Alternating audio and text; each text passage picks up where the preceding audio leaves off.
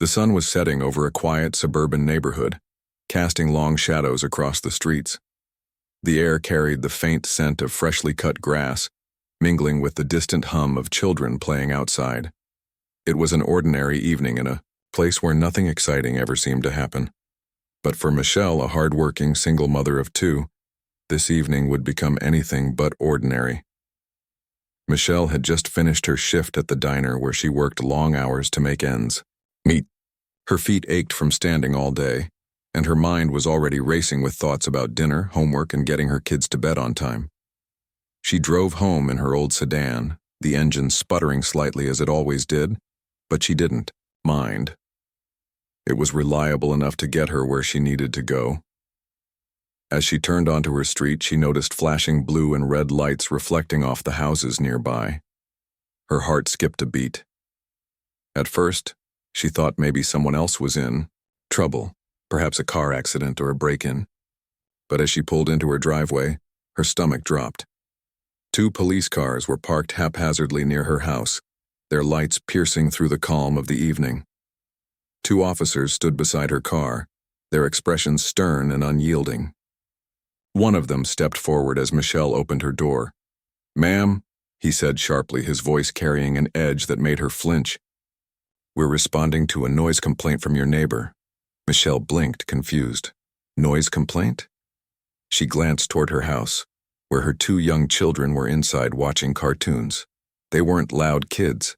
They rarely even played outside after school anymore because she insisted they focus on their studies. "A noise complaint?" she repeated, her voice tinged with disbelief. "That can't be right. My kids are inside watching TV." The officer frowned, clearly unimpressed by her explanation. "We'll decide what's right or wrong," he snapped, taking a step closer. His partner remained silent, arms crossed, his eyes scanning the area as if expecting trouble. Michelle felt a knot tighten in her chest. Something about their demeanor felt off, aggressive, almost predatory. She tried to stay calm, reminding herself that these were supposed to be the people who protected her community. Maybe there had been some kind of misunderstanding. "I'm telling you, there's no noise coming from my house," Michelle said firmly, meeting the officer's gaze. "You can check if you want." Her tone was polite but assertive, the way she'd learned to speak when dealing with difficult customers at work. But instead of easing the tension, her words seemed to inflame it. The officer's jaw tightened and he took another step closer, invading her personal space. "Don't tell me how to do my job," he growled, his voice low and menacing. Before Michelle could respond, he grabbed her arm roughly, twisting it behind her back. Pain shot through her shoulder and she gasped in shock. "What are you doing?" she cried out, struggling against his grip. "Let go of me." But the officer only tightened his hold, shoving her against the hood of her car. The cold metal pressed painfully into her ribs as she struggled to breathe. Panic surged through her veins. This wasn't happening. Not here. Not to her. She screamed for help, hoping anyone would come to her aid. But the neighbors who peeked through their curtains quickly retreated, unwilling to risk involvement. The second officer approached now, his expression unreadable.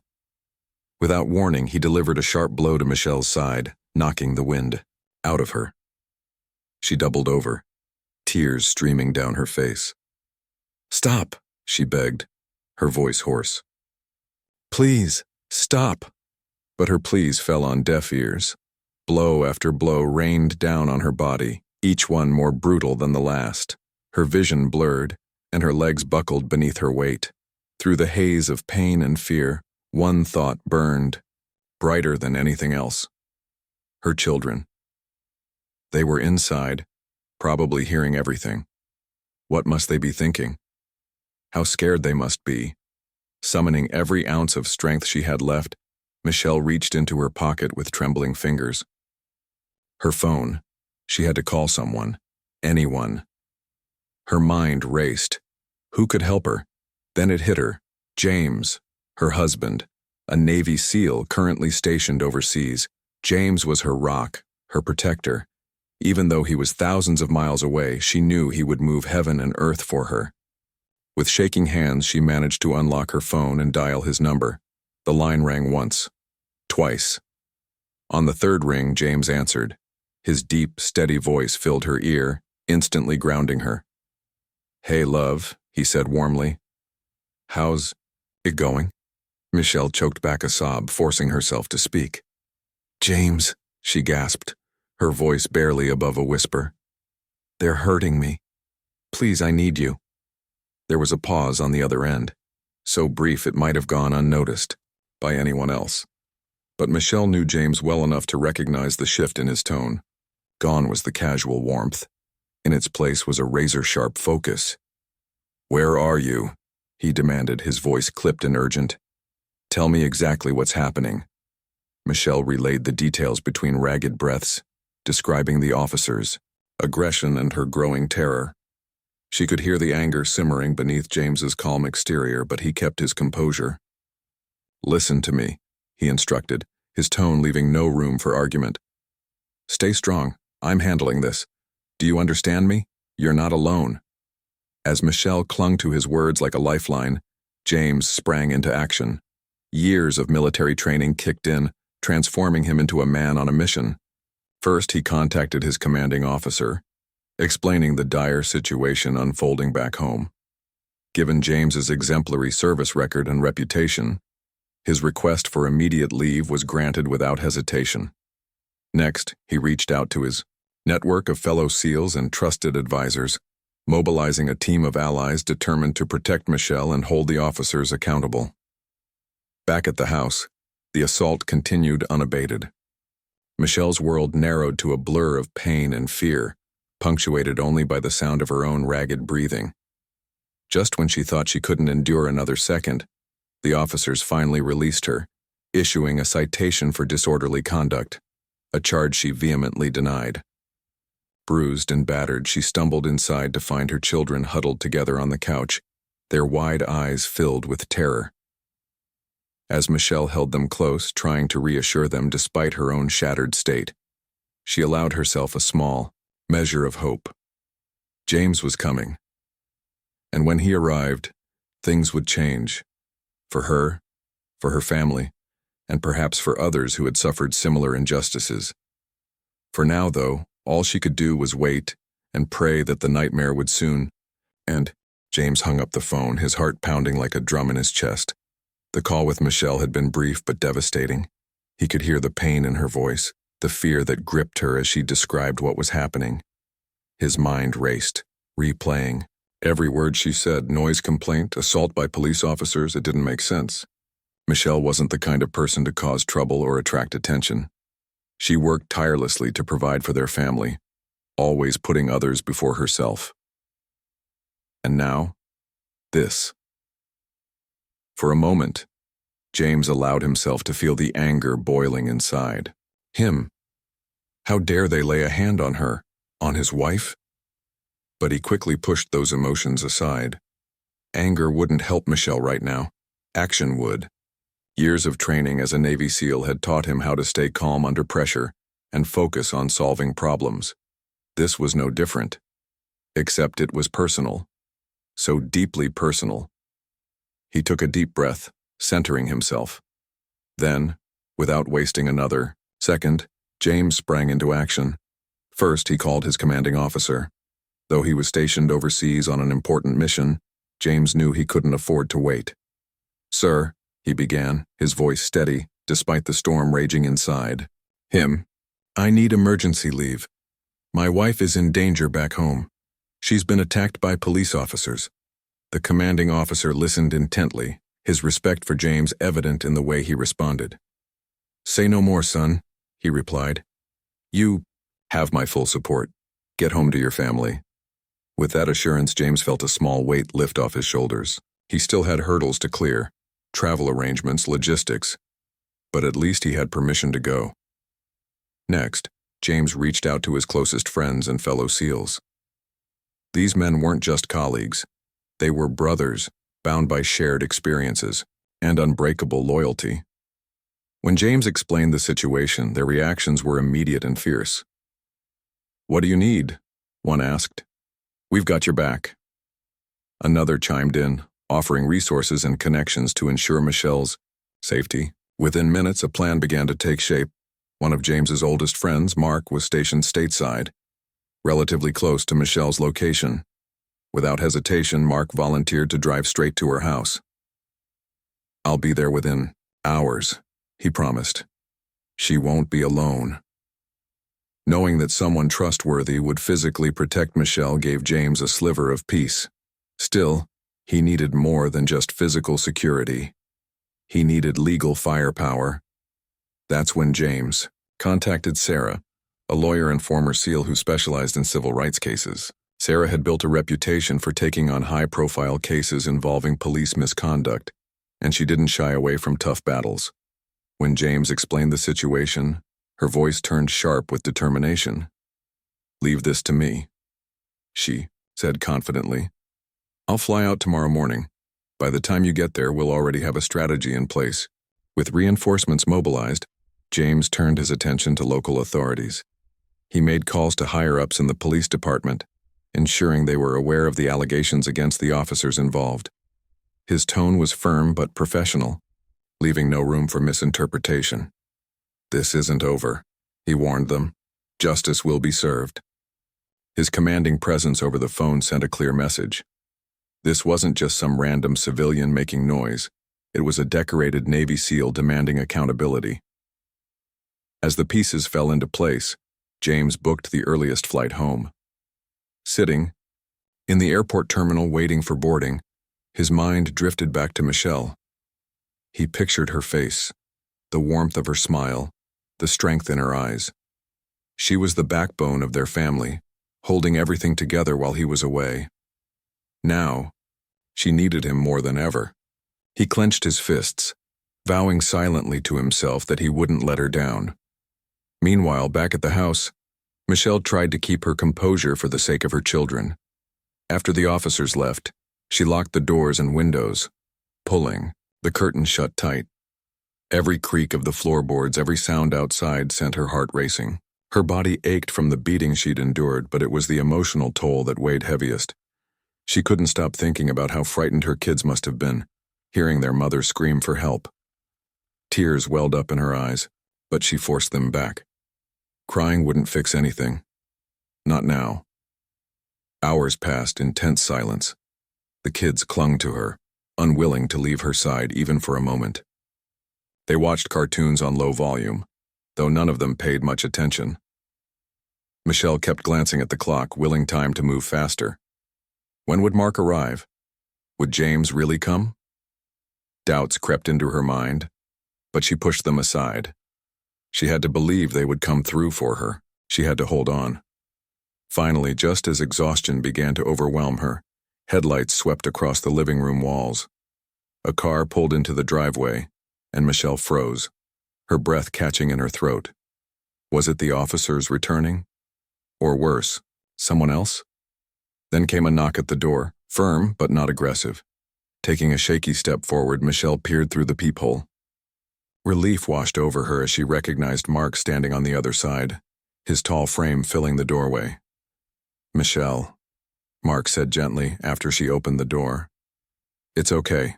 I'm here."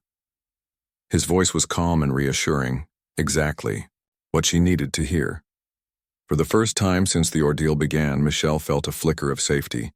Mark introduced himself properly, explaining that James had sent him to ensure her protection.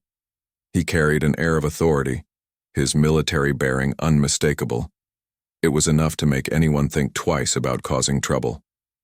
Together, Michelle and Mark reviewed the events of the evening, documenting every detail meticulously.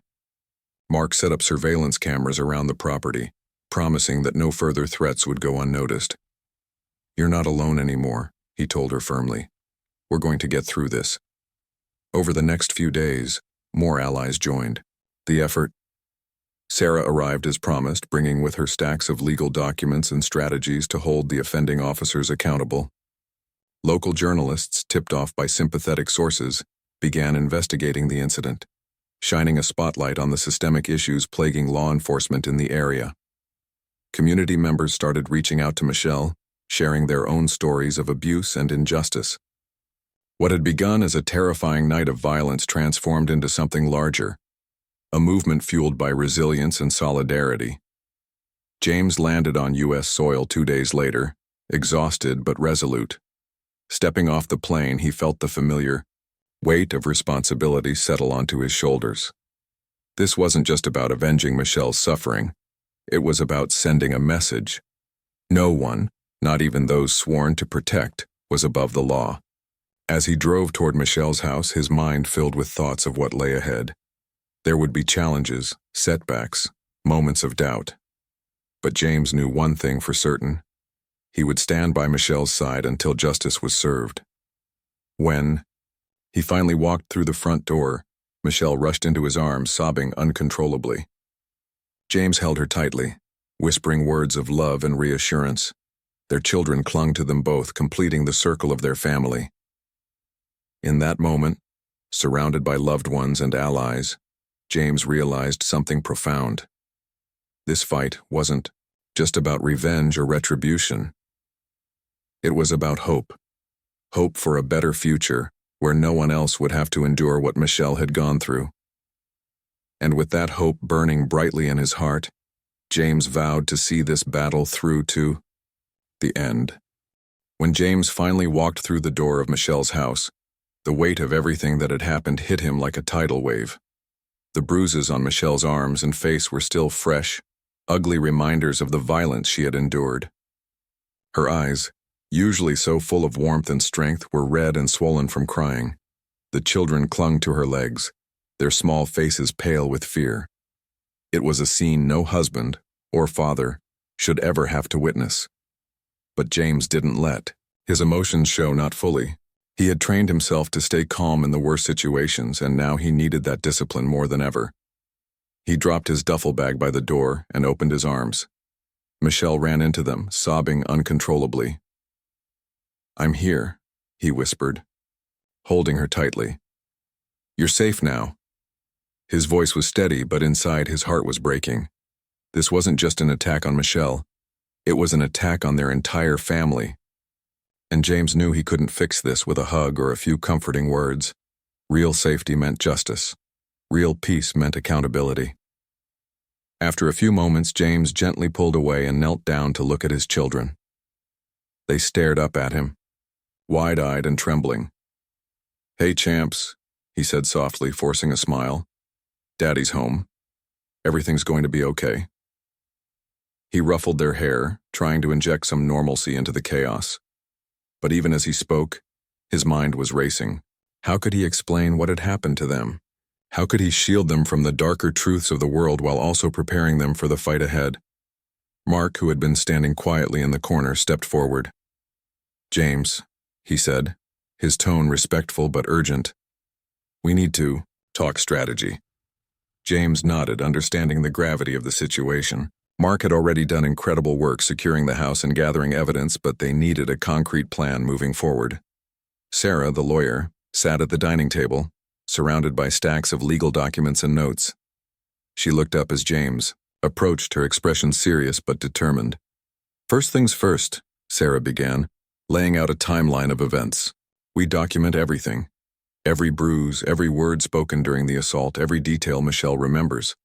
That's our foundation. Then we file complaints with Internal Affairs and the Department of Justice. These officers won't get away with this." James listened intently, nodding along. He trusted Sarah implicitly. She had fought battles like this before and won. But he also knew the system was rigged against people like Michelle. Police misconduct cases often dragged on for years, buried under layers of bureaucracy and denial. If they wanted real change, they needed more than just legal action. They needed public pressure. That's when James turned to Mark. "What about media coverage?" he asked. "Can we bring journalists in? Get this story out there?" Mark nodded. "Already working on it," he replied. "A few local reporters are interested. One of them specializes in exposing corruption within law enforcement. If we play our cards right, this could blow up nationwide." The thought of dragging Michelle's trauma into the public eye made James uneasy. He didn't want her reliving the nightmare over and over again for cameras and headlines. But he also understood the power of visibility. People cared about stories that shocked them, that exposed injustice in stark, undeniable terms. If Michelle's story could spark outrage and demand reform, then maybe, just maybe, it would all be worth it.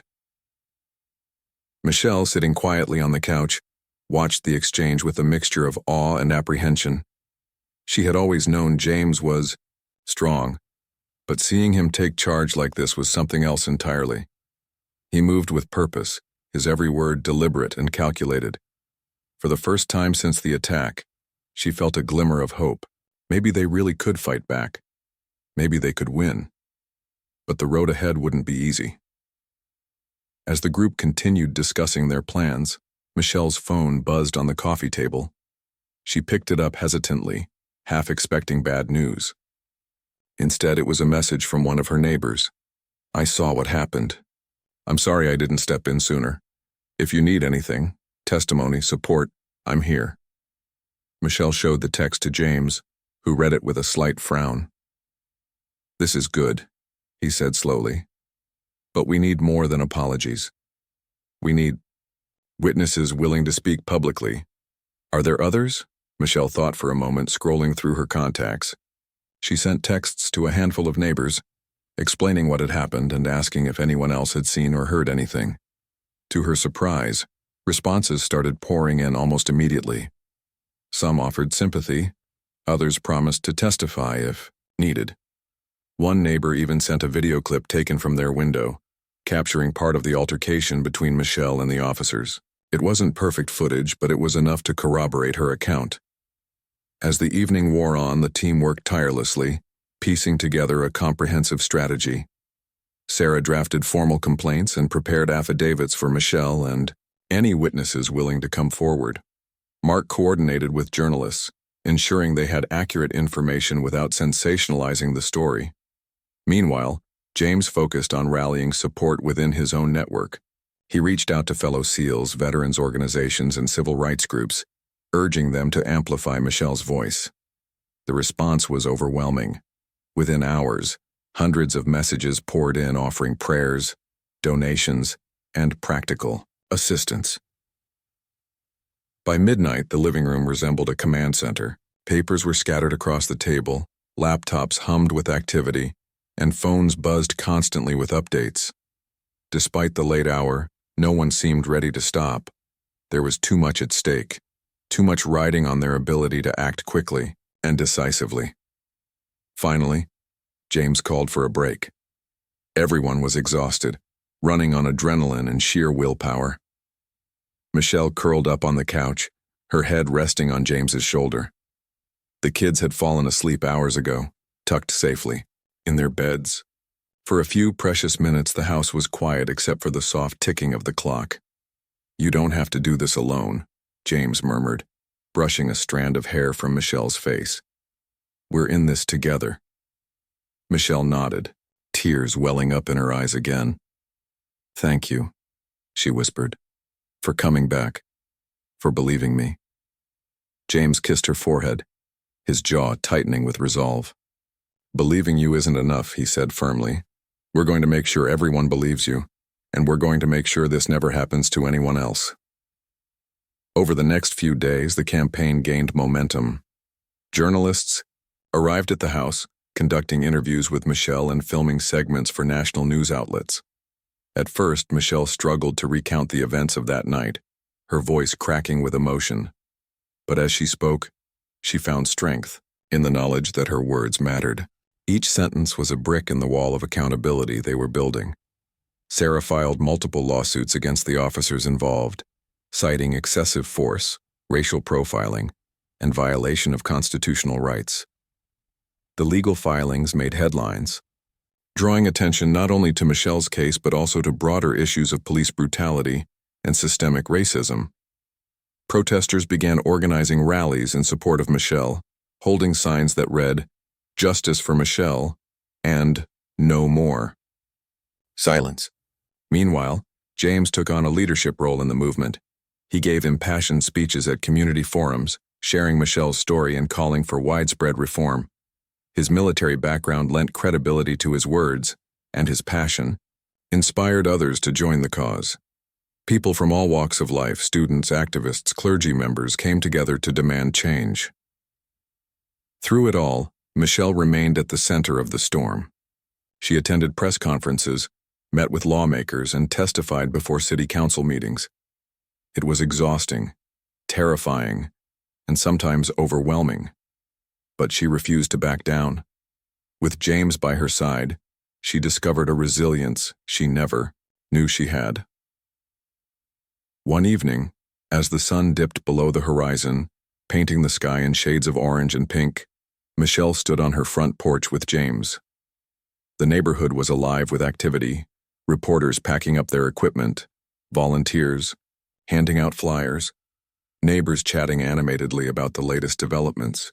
It was a far cry from the quiet suburban street she had returned to that fateful night. "We've come a long way," Michelle said softly, leaning against James. "But we're not done yet." "No," James agreed, wrapping an arm around her shoulders. "We're just getting started." The days following Michelle's decision to fight back were a whirlwind of activity. Her story, once confined to the walls of her home, had now exploded into the public consciousness.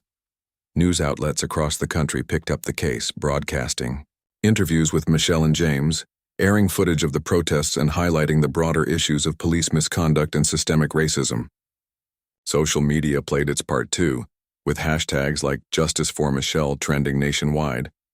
People from all corners of the globe sent messages of support, sharing their own stories of injustice and rallying behind Michelle's cause. But fame came at a cost. The spotlight wasn't always kind.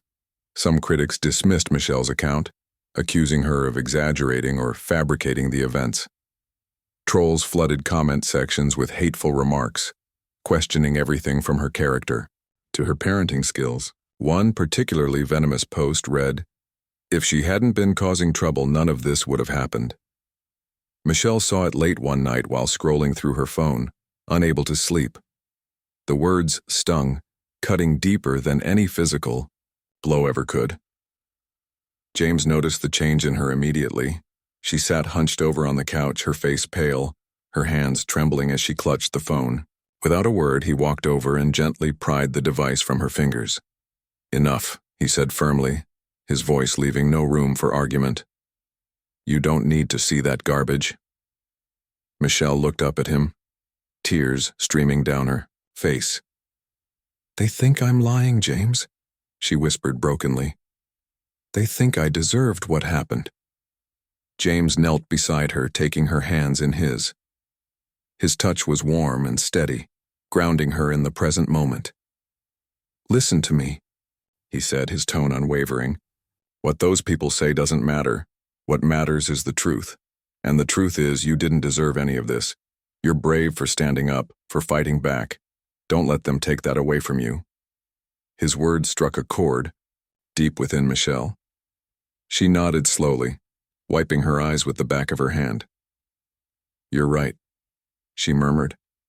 "I can't let them win." From that moment on, Michelle resolved to focus only on the positive aspects of the movement. She deleted social media apps from her phone and avoided reading online comments altogether. Instead, she poured her energy into speaking engagements, community forums, and meetings with lawmakers. Each appearance strengthened her resolve, reminding her why she was doing this, not just for herself but for everyone who felt powerless against injustice. Meanwhile, the legal battle raged on. Sarah, the lawyer, worked tirelessly to build an ironclad case against the officers involved. She subpoenaed body cam footage, interviewed witnesses, and gathered expert testimonies about the use of excessive force. The process was grueling, often requiring Michelle to relive the trauma over and over again. But Sarah made sure Michelle understood every step of the journey, keeping her informed and empowered. One afternoon, Sarah arrived at the house carrying a thick folder stuffed with documents. "This is it," she announced, spreading the papers across the dining table. "We've got enough evidence to file criminal charges against both officers. Assault, battery, violation of civil rights, the works." James leaned forward, scanning the documents with keen interest. "What about the department?" he asked. Are we going after them too? Sarah nodded. Absolutely. We're filing a federal lawsuit against the police department for failing to properly train and supervise their officers. This isn't just about two bad apples. It's about a system that allows this kind of behavior to happen. Michelle listened quietly, her heart pounding. Filing charges was one thing, winning was another. Trials could drag on for years and there was no guarantee of success. Still, she felt a flicker of hope. They had come so far already. Why stop now? As preparations for the trial intensified, Mark continued fortifying the house, ensuring Michelle and the kids remained safe. He installed additional security cameras, set up panic buttons throughout the property, and coordinated with local law enforcement to patrol the neighborhood more frequently.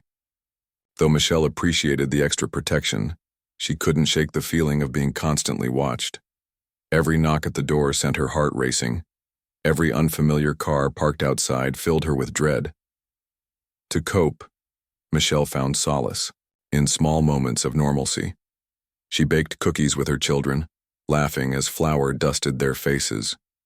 She took long baths, letting the warmth soothe her aching muscles. And she spent hours talking to James, sharing memories of happier times. Before the nightmare began, these little rituals helped anchor her, reminding her that life still held beauty even amidst the chaos. Outside the confines of their home, however, tensions simmered. Protests grew larger and louder, drawing supporters from neighboring towns and cities. Signs bearing slogans like Black Lives Matter and End Police Brutality Now filled the streets. Marchers chanted Michelle's name, turning her into a symbol of resistance. While Michelle appreciated the solidarity, she worried about the potential backlash.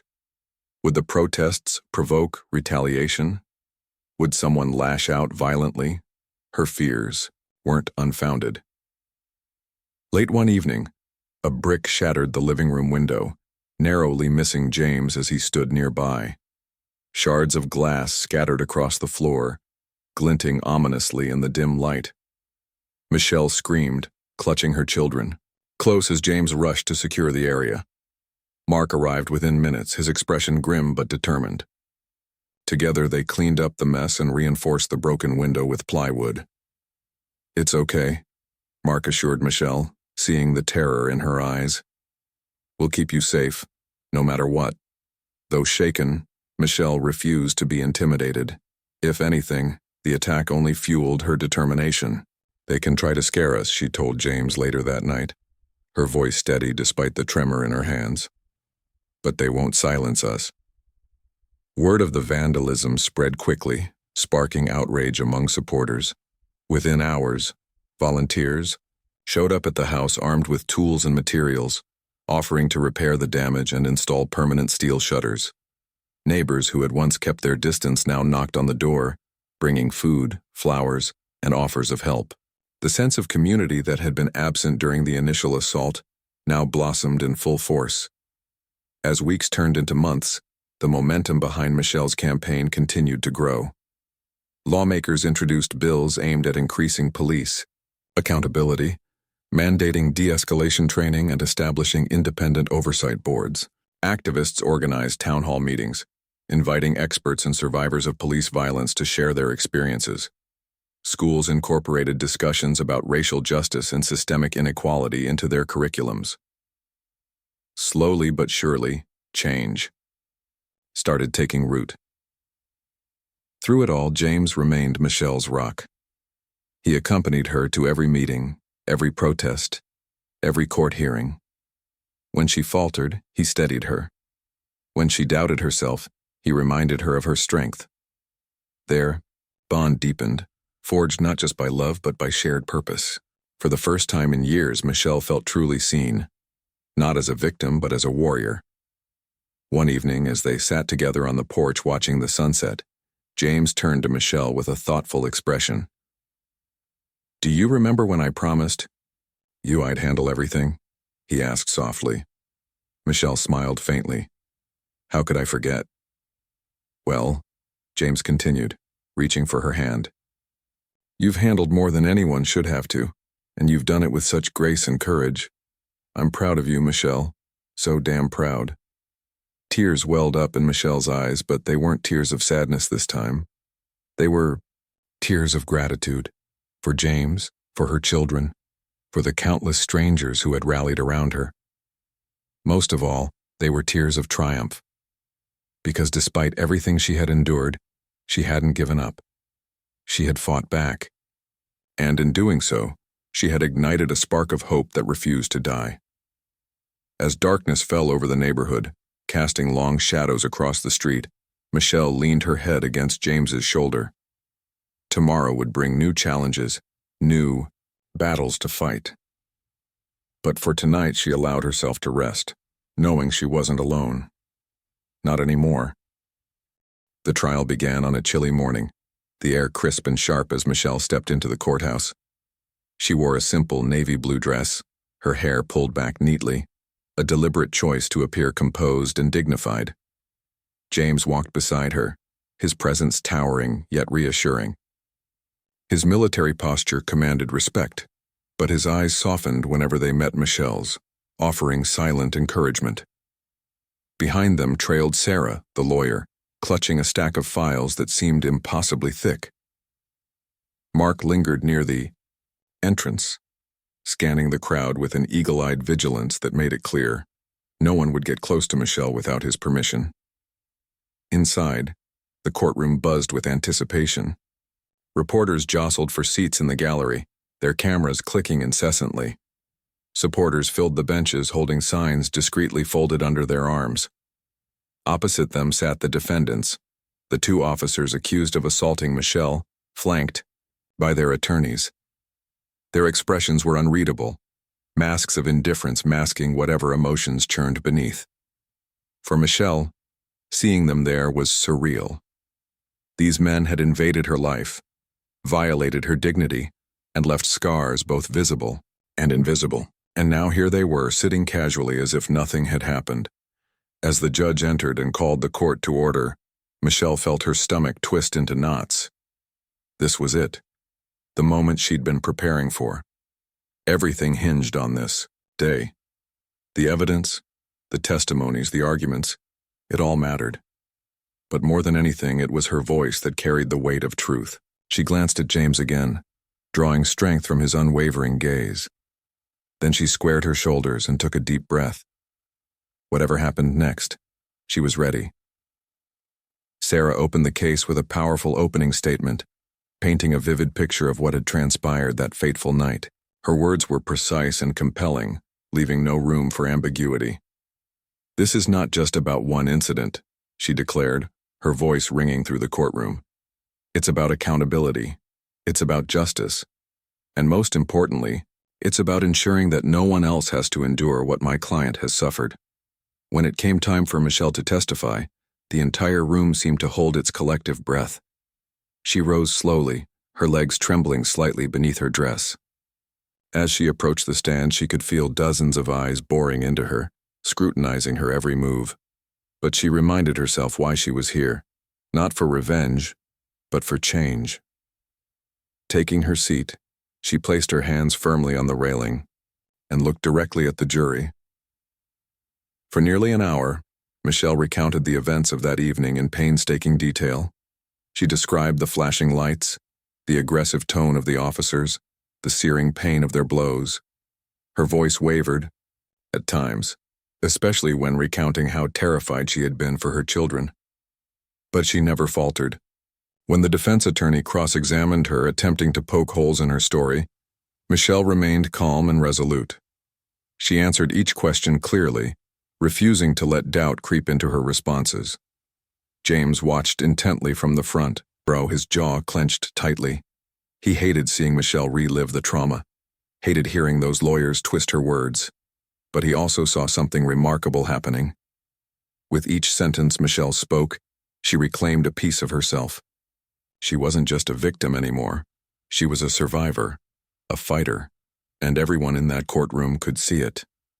The prosecution presented additional witnesses, including neighbors who had seen parts of the altercation and experts who testified about the excessive use of force.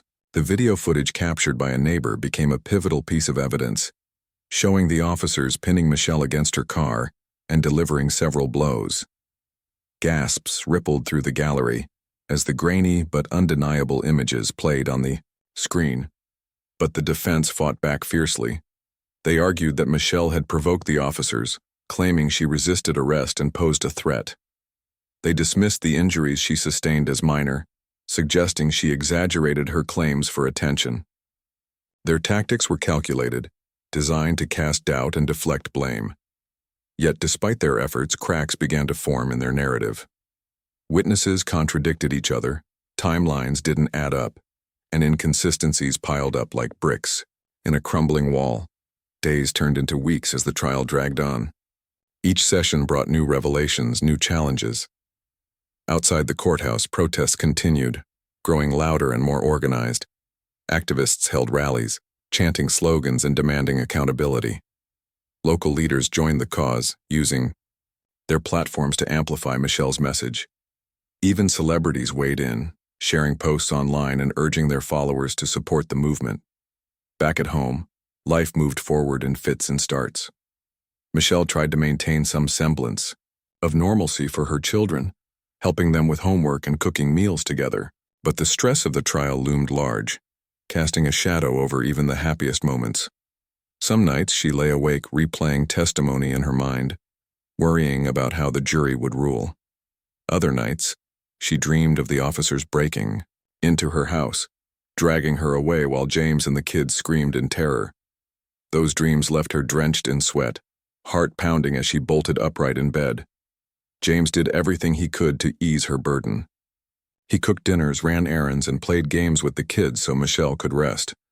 But he also pushed her to keep going, reminding her of the bigger picture. "You're making history," he told her one evening as they sat side by side, on the couch. "People are watching you, learning from you. Don't stop now." Finally, after weeks of testimony, closing arguments arrived. Sarah delivered hers with passion and precision, driving home the central theme of accountability. "This case isn't just about Michelle," she said, her voice resonating throughout the courtroom. "It's about every person who has ever been wronged by those meant to protect them. It's about saying enough is enough. Justice must prevail, for Michelle, for her family, and for society as a whole." The defense countered with their own argument, emphasizing reasonable doubt and questioning the credibility of the evidence. But their words lacked the conviction and clarity of Sarah's. By the time both sides rested, the tension in the room was palpable. The jury retired to deliberate, leaving everyone waiting anxiously for the verdict. Hours passed, then days. The uncertainty was excruciating. Michelle alternated between hope and despair, oscillating between visions of victory and fears of defeat. What if the jury sided with the officers? What if all their hard work amounted to nothing? Finally, on the third day of deliberations, the jury returned. The courtroom fell silent as the foreperson stood to read the decision. Michelle gripped James's hand tightly, her knuckles white with tension. One word hung in the air, heavy with significance. Guilty. Guilty on all counts. A wave of relief crashed over Michelle, followed swiftly by joy so intense it brought tears to her eyes. Around her, supporters erupted in cheers, clapping and hugging one another. Journalists scrambled to capture the moment, snapping photos and scribbling notes furiously. Outside, protesters celebrated, chanting and dancing in the streets. Justice had been served.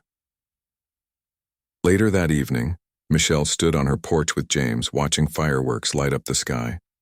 Neighbors gathered in the driveway, bringing food and drinks to celebrate. Laughter filled the air, mingling with the distant hum of celebration. For the first time in months, Michelle allowed herself to truly relax. The battle wasn't over. There was still work to be done. But tonight she let herself revel in the victory. "You did it," James said softly, wrapping an arm around her shoulders. "You changed the game." Michelle smiled, leaning into him. "We did it," she corrected. "Together." And as they stood there, surrounded by love and triumph, Michelle knew one thing for certain. The fight for justice wasn't easy, but it was worth it. Every tear, every sleepless night, every ounce of fear. It had all led to this moment, a moment of vindication, a moment of hope.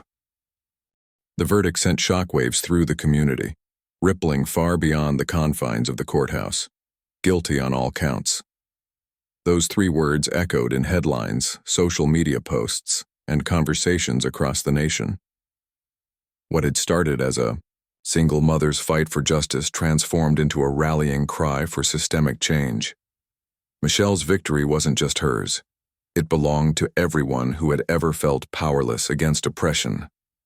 In the days following the trial, life began to settle into a new rhythm for Michelle and her family. The constant presence of reporters and supporters outside their home gradually diminished, replaced by quiet moments of reflection. For the first time in months, Michelle could walk out onto her porch without feeling like she was under a microscope. Yet despite the calm, she knew this chapter of her life would leave an indelible mark. She couldn't and didn't want to go back to the way things were before. James noticed the shift in Michelle almost immediately. The woman who had once hesitated to speak up now carried herself with a quiet confidence. Her shoulders no longer slumped under the weight of fear. Instead, they stood tall, bolstered by resilience. One evening, as they sat together on the couch after putting the kids to bed, James turned to her with a thoughtful expression. "You've changed," he said gently. "Not that you weren't strong before, but now, you're unstoppable." Michelle chuckled softly, though there was truth in his words. "I guess I had to be," she replied. "For them." She nodded, toward the hallway where her children slept soundly. "And for me. I realized I couldn't let what happened define me, or them. We deserve better." That realization fueled Michelle's next steps. With the trial behind her, she turned her attention to advocacy work, determined to ensure that her experience wouldn't be in vain. She partnered with organizations focused on police reform and racial justice, sharing her story at conferences, schools, and community events. Her message was simple, yet powerful. Accountability starts with courage. If one person speaks out, others will follow. Together, they can create change. Her activism quickly gained traction. Lawmakers invited her to testify at legislative hearings, where she advocated for policies such as mandatory body cameras, independent oversight boards, and stricter penalties for police misconduct. Activists hailed her as a beacon of hope, someone who had faced unimaginable adversity and emerged stronger. Even critics who had once dismissed her found themselves grappling with the undeniable impact of her efforts. Meanwhile, the fallout from the trial continued to reverberate. The 2 officers convicted of assaulting Michelle were sentenced to prison terms, sending a clear message that abuse of power would not be tolerated. Their department implemented sweeping reforms, including de-escalation training and revised protocols for handling complaints. Though some skeptics argued these changes were superficial, others saw them as a step in the right direction, a crack in the wall of impunity that had long shielded abusive officers. For Michelle, however, the real victory lay in the connections she forged along the way. Strangers reached out to thank her, sharing their own stories of survival and resilience. Some sought advice, while others simply wanted to express solidarity. These interactions reminded Michelle that she wasn't alone, that her struggle was part of a larger movement for equality and justice. One particularly poignant moment came during a town hall meeting organized by James and his fellow SEALs. Veterans, activists, and ordinary citizens gathered to discuss ways to address systemic issues within law enforcement. At the center of it all was Michelle, speaking passionately about the importance of unity. "We may come from different backgrounds," she told the crowd, her voice steady and clear, "but we share the same goal, a world where everyone is treated fairly. That starts with listening to each other, supporting each other, and standing together, even when it's hard." Her words resonated deeply, sparking conversations that extended far beyond the event itself. People left inspired, eager to take action in their own communities. Teachers incorporated discussions about racial justice into their lesson plans. Parents taught their children about empathy and respect. And young activists, emboldened by Michelle's example, organized marches, and fundraisers to keep the momentum alive. Amidst the whirlwind of activity, Michelle made sure to carve out time for her family. Weekends became sacred, a chance to disconnect from the chaos and reconnect with what truly mattered. She baked cookies with her kids, played board games late into the night, and took long walks with James. These small rituals grounded her, reminding her why she fought so hard in the first place. Still, Michelle understood that healing wasn't linear. There were days when the memories of that violent night crept back uninvited, haunting her dreams or triggering unexpected bouts of anxiety. On those days, she leaned on James, drawing strength from his unwavering support. He never pushed her to talk unless she wanted to, but he always listened when she did. His presence was a constant reminder that love and partnership could overcome even the darkest challenges. As months passed, the scars, both visible and invisible, began to fade, replaced by a sense of purpose. Michelle channeled her trauma into something meaningful, using her platform to amplify marginalized voices and advocate for policy changes. She co-authored articles, appeared on podcasts, and collaborated with artists to create murals honoring victims of police brutality. Each project brought her closer to her ultimate goal, a society rooted in fairness and compassion. The culmination of her efforts came one crisp autumn morning, when Michelle stood alongside James at a groundbreaking ceremony for a new community center dedicated to promoting peace and understanding. Named after Michelle, the center would offer resources for families affected by violence, host workshops on conflict resolution, and serve as a safe space for dialogue. As local leaders praised her contributions, Michelle felt a swell of gratitude, not just for herself, but for everyone who had supported her journey. "This isn't my victory," she said during her speech, her voice trembling with emotion. "It belongs to every person who has ever dared to hope for a better future, to every parent who wants their child to grow up in a world free of fear, to every activist who refuses to give up, no matter how tough the road gets. Thank you for believing in me and in us." Her words earned a standing ovation, but what moved her most was the look on James's face as she stepped down from the podium. Pride shone in his eyes, mingled with love and admiration. Later that evening, as they sat together beneath a canopy of stars, he whispered, "You've done more than make a difference, Michelle. You've shown people what's possible, and that's something they'll carry with them forever." Tears welled up in Michelle's eyes, but they weren't tears of sadness. They were tears of triumph, for the battles won, the lives touched, and the legacy she hoped to leave behind.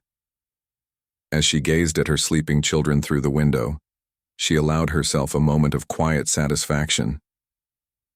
The road ahead would still have its challenges, but for now, she let herself bask in the knowledge that she had made a difference. And so, Michelle's story became more than just a tale of survival. It became a testament to the power of resilience, unity, and hope. A reminder that even in the face of overwhelming odds, courage can ignite change, that together we are stronger, and that no matter how dark the night, dawn always breaks.